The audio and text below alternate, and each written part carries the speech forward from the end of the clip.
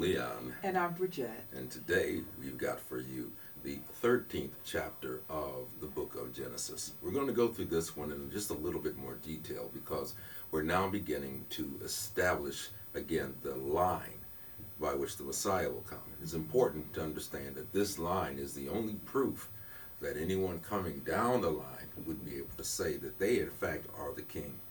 This is why it's important. The 13:1 says this: so Abram went up from Egypt, he and his wife and all he had, and Lot with him, into Negeb. So there they go to the south, into Negeb of Egypt.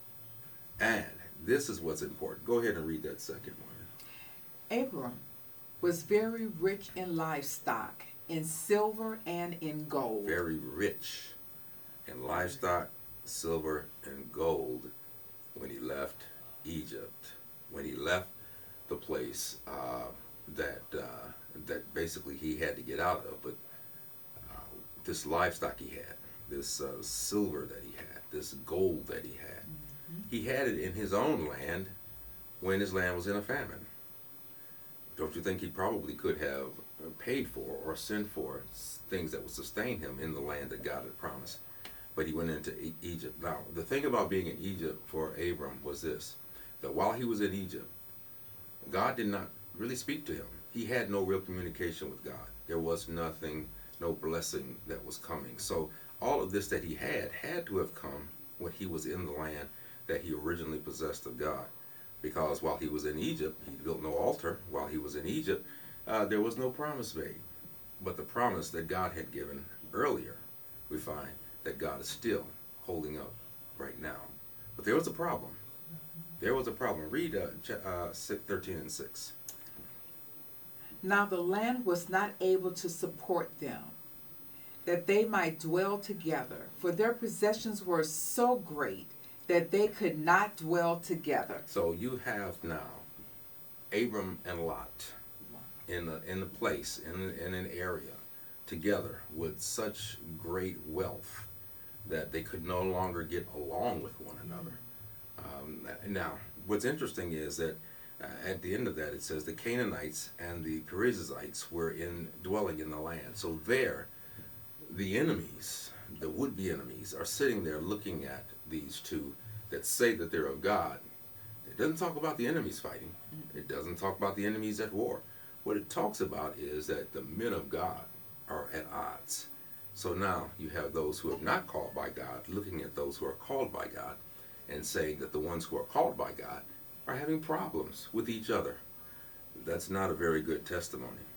So what they decide to do was to split. Right now we have the situation where the problem that existed between Abraham and his nephew Lot were basically a problem dealing with land, wealth, money. They got it. They got it going on. They got livestock, but they could not live together with what they had.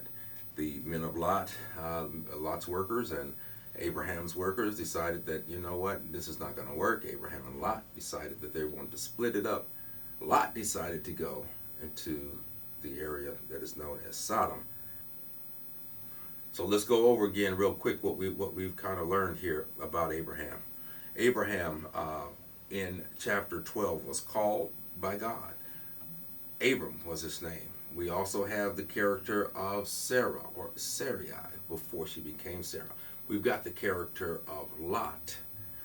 And I use the term character, but these are the people that are actually in there. So we have Lot, and we have Pharaoh, because what Pharaoh then represents is Egypt.